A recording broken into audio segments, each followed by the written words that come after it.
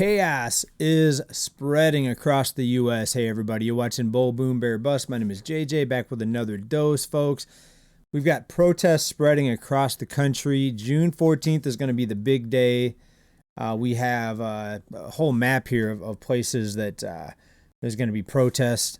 But a lot is going on behind the scenes that I don't think many are aware of or talking about. So we're going to get into that. The inflation numbers just got worse. Inflation is reaccelerating, just like we said it would. Car price is another shock. Number just came out with car prices. Folks, a lot to get into today, so please make sure you're subscribed. Let's go ahead and start right here. And I'm going to bring up a map for you here. These are all the cities with protests that are being planned here. And, I mean, look how many. This is just hundreds or more. I mean, can't count them all, but it's a lot. It's a lot. So be careful. I mean, be careful out there. We saw reports of people setting cars on fire, of course, graffiti, vandalism, damage, dropping stuff off of freeway overpasses, which is very dangerous. So it's interesting that these are happening right now at a time when things were really starting to hit the fan, so to speak, financially. We had all these tens of millions of people that are now unable to pay back their loans. Remember, we had loan forgiveness for 5 years, and now they had to repay these loans, and it wasn't happening. They were delinquent. It was starting to hit their credit scores. They were being reported to collections. There were threats that people were going to get their Social Security garnished. People in their 50s, 60s, 70s still with student loans. So that was about ready to hit the fan, and now all of a sudden we have these other protests. So to me, it looks like the timing on this looks like they are doing this on purpose to create chaos. And I could be wrong, but just to me, the timing just seems very convenient on this. I mean, please let me know what you think down in comments. But go ahead and look at some news today here with us. And let's start right here. Inflation ticked higher, folks. We saw decelerating inflation, meaning prices were still going up, just they were slowing. The price increases were slowing. But now price increases are accelerating. So we told you this was going to happen, folks. No way around it. The tariffs and everything else that we're seeing here. The economy has defied warnings of tariff-induced price hikes. Of course. And that number is now 2.4%, meaning prices from the basket of goods that are looked at as far as gauging consumer price index, and inflation is up 2.4% from the previous year. We're up 0.1% from the previous month. But the bottom line is it's reaccelerating. It's prices are going back up again, and not just up, but they're going faster to the upside. I mean, I'm trying to figure out how to say it because a lot of the way it's being reported, it's very deceptive, right? So the word inflation itself is prices are going higher, right? What we need is actually deflation, but nobody talks about that. Nobody wants that to happen. Nobody in power anyway. A lot of people want that to happen. The problem with deflation is, though, you lose a lot of jobs because, remember, a lot of jobs are only in existence right now because of spending and continued people running up debt, swiping credit cards. And we're going to talk about the debt numbers in a minute here. Car prices actually are up again year over year. They just started going up here in the past few months. We've been talking about it. And now prices are up year over year again for used and new cars both, right? We're going to talk about that in a few minutes. But first, back to these protests here and the chaos that's unfolding here. They had to set a curfew in Los Angeles, a curfew, believe that? Set to begin as the mayor calls for the end to the raids. 700 Marines are still undergoing training to be deployed on the streets of LA and looks like many other cities now. And we have this another map here to take a look at. 1,800 cities, folks. I mean, there's no getting around this. Hopefully, it won't be violent. And this is the same day as that military parade that we talked to you about, that we told you about, that's going to cost over $100 million, I believe. Maybe I got the numbers wrong. Maybe it's $100 million for the protest. Wait, let me just look it up here. That's right. It's around $45 million for the parade, but the troop deployment and the military deployment on the streets is costing over $100 million. Now, some people say that that's worth it because you have to keep people safe because these are more than just protests, because you do see some things being set on fire. You see some violence happening, which we don't want to see. I mean, that really doesn't solve anything in the end. But how bad is it going to be on the 14th? Please let me know down in comments. That's the day of the military parade. A lot of people are protesting everything, the cost of living. I think things are coming to a head right now. And of course, the raids and things like that are just making it worse. But the raids are a very strange thing. I mean, they're going into graduation ceremonies where kids are getting out of middle school and they're going after parents and stuff. It's pretty sad, some of the videos that I've been seeing. And I don't think anybody would argue if they took some gangbangers off the street, but it looks like it's working people, it's parents and stuff like that. So it's pretty sad, and it's a very very divisive thing what's happening right now. All right, but you could really point to thousands of different programs and things that money's being spent on that really needs to go to pay for something better. I mean, we can all agree on that the spending choices of this administration and many before this administration are pretty terrible, right? But let's get into some news here with the automobile prices. We told you that it's likely going to get worse as far as vehicle prices. And look what just happened here, what was just reported. Used car prices now, folks, just hit a record high, and it's $30,000, the average price now for a used vehicle. And we do know that new cars, within the first 2 years, new cars usually lose about 30% of their value, between like 25 and 30%, some more than others. But now more people have realized that, and so they went to buy used cars. But now, because of that higher demand, prices have stopped dropping, and now they're up year over year. All right, the tariffs haven't even we haven't really seen the effect of the tariffs yet, so it's likely going to get even worse. And I think all the promises that were made a few months ago that the cost of living was going to come down, prices are going to come down, it's not happening, folks. Actually, we're seeing things reaccelerate, car prices, overall inflation, and even food prices. And some of you on this channel watching today might remember 2 years ago I bought a vehicle. It was just a couple years old at the time, and some people said I was crazy. You shouldn't buy now because they said car prices were going to crash, and you're buying at the top of the market because prices are going to come down. I said no, prices are probably not going to come down that much, and here we are up year over year again, folks. It's pretty simple when you look at just everything. The cost of living here is too much in the United States.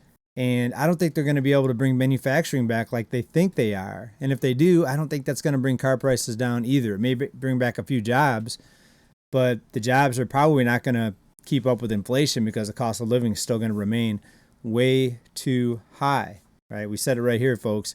And look at some of the way it's being reported here. Consumer Affairs. Used car prices jump as tariffs on new cars kick in.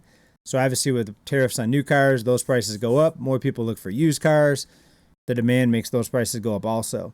CBT News, tariff-fueled shortages drives up new and used car prices across the market. So it was easy to see, folks. We saw this coming years ago, even without the tariffs. We saw this coming just based on how they're keeping all these bubbles inflated. They're afraid to let deflation happen.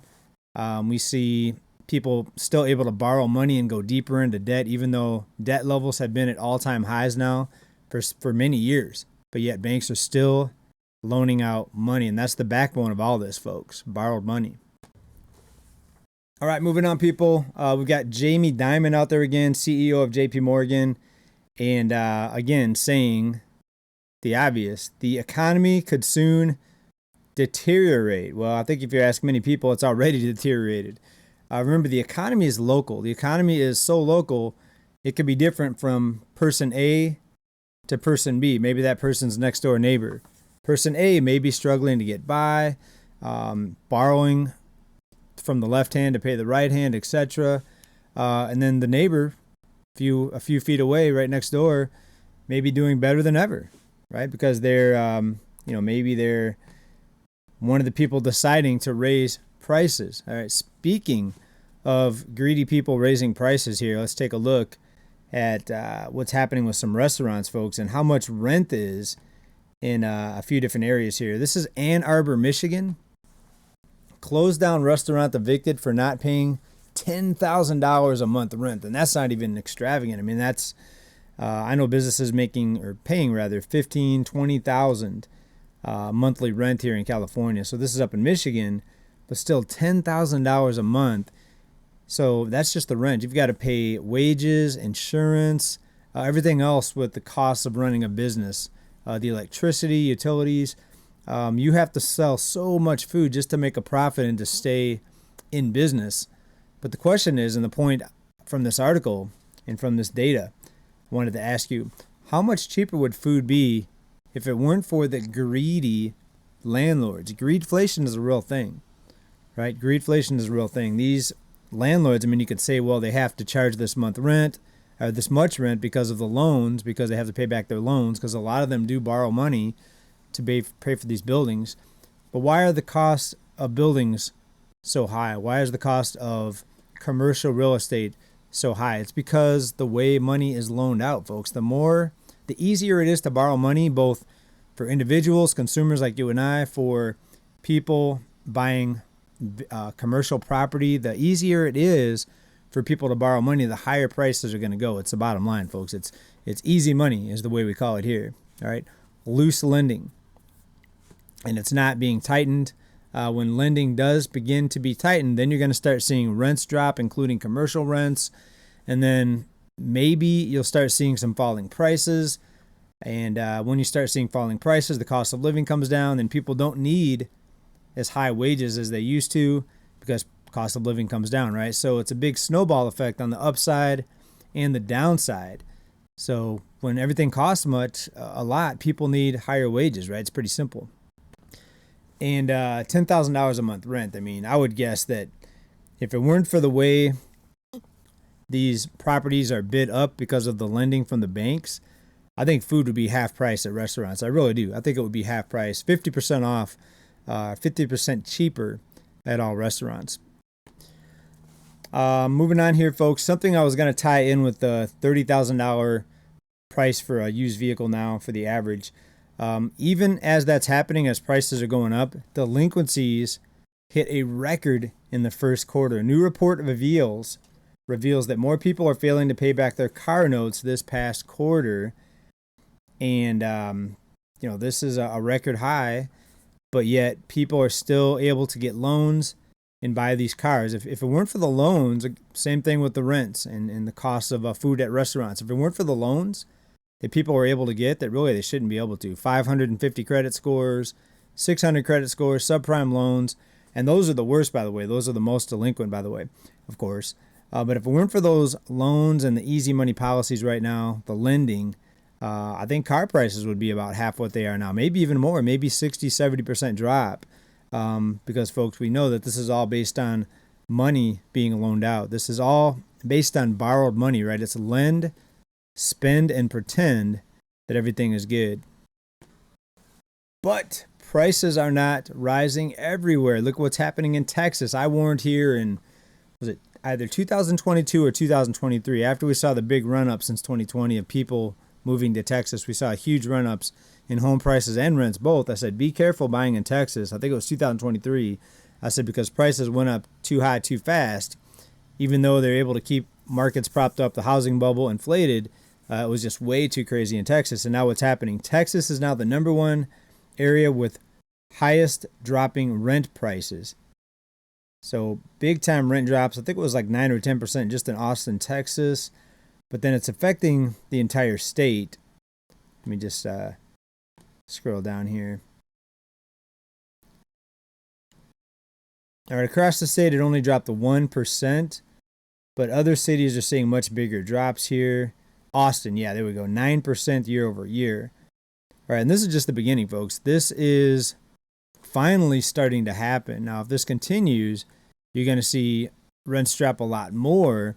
And now with what's happening with the population and people moving and all that stuff, you're going to see rents get even weaker. And then, of course, people maxed out on credit, record delinquencies. They can only do so much out of the banking system to keep this propped up because ultimately people don't have enough cash at the end of the month. What's happening in Texas right now with the price drops, is spreading across the U.S. as well. And we've been talking about how people are changing their spending habits. And one of the things they've changed a little bit is the way they buy coffee. In Starbucks, they're actually trying to figure out how to bring consumers back because of falling and dropping sales.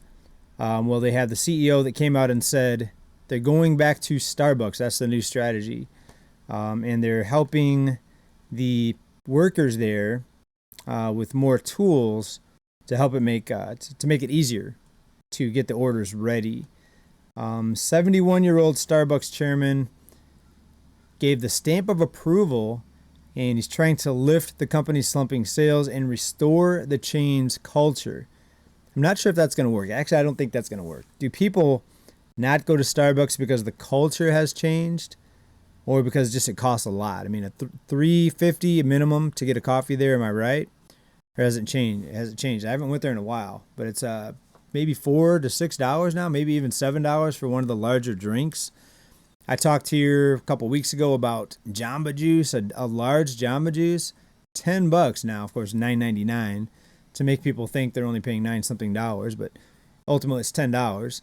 And folks, I mean, people are just not going to places here in California like they were.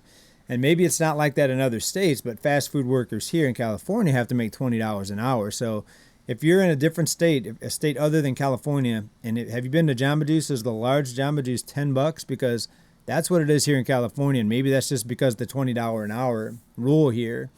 But it's outrageous, folks. Same for Starbucks. Maybe it's cheaper in other states, but I'm seeing minimum like close to $4 for like the cheapest, smallest coffee. And same thing with gas prices out here. The cheapest I found it was on an Indian reservation, which is way out by this casino that I drive by sometimes, and it's $4.15 for regular a gallon out there. That's the cheapest that I found in the larger San Diego metropolitan area. All right, moving on here to jobs here. The job market is trash. That's what they're saying here. A career coach said the job market is trash. It's tough for job seekers, especially recent graduates. Imagine you're getting out of college maybe with $10,000 student loan debt if you're lucky, more like $20,000 or $30,000 or more. And then you have to work at Starbucks. You have to work at Target or Walmart because you just can't find a good job. And some of those jobs can be good if you're a single person, you don't have many bills, not much overhead. But someone with a whole bunch of loan debt especially, and then, of course, they have to get a car loan because most people have to borrow money to buy a car. They're entering the workforce with not many options, but a whole lot of monthly payments that they have to pay for. The U.S. job market isn't looking too hot right now for recent college grads and other job seekers. Quote, the job market is kind of trash right now, unquote, said Mandy Woodruff Santos, a career coach. Quote, I mean, it's really difficult. It's really difficult for people who have many years of experience. Also, it's going to be difficult, even more difficult for college kids, is what she's saying. Interesting, folks. So moving on here, another report here. This is interesting. Underwear. What underwear sales can tell you about the economy. So people hold off on buying underwear, I guess, because you can't really see it from the outside unless you're somebody wearing their stuff really low. You know what I mean? But they're saying that people put off buying underwear the most during times of financial struggle because they figure most people aren't going to see it, right? Unless you're really, really fast with the with getting people, in your house. People are reluctant to buy new underwear. Bottom line, because, well, I'll let you decide that. What they're saying is, though, underwear sales indicates how the economy is doing. And if your significant other has older underwear, or somebody you meet has older underwear, if you're looking through their drawer, I don't know. It's a weird article, but they actually are trying to tie in underwear with the strength of the economy. If somebody has holes in their underwear, they might not be making as much money as they told you they were. That's what I'm trying to say. Bottom line. Let me know about this, folks. What do you think about these protests spreading June 14th? Is it going to be chaos? Is it going to be mass carnage? Kind of like we saw in 2020. How wild and how crazy is it going to be? And are you maybe stocking up so you don't have to go drive around on June 14th? Are you doing any sort of preparation, getting ready for what might pop off. Well, it's popping up right now in LA and some other cities, but June 14th is supposed to be chaotic. I mean, please let me know down in the comments, what do you think about all this? The inflation reaccelerating, $30,000 average used car price, all this, folks. Please let me know. As always, keep stacking. Big love. Bye for now. Peace.